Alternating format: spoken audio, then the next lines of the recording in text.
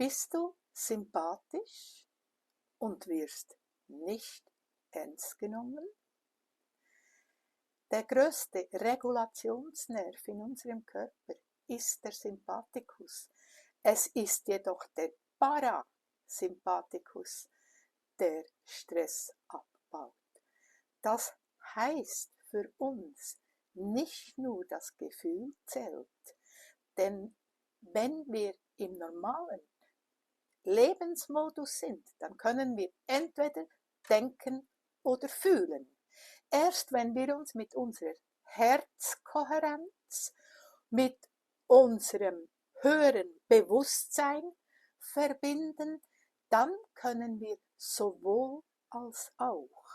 Para bedeutet über.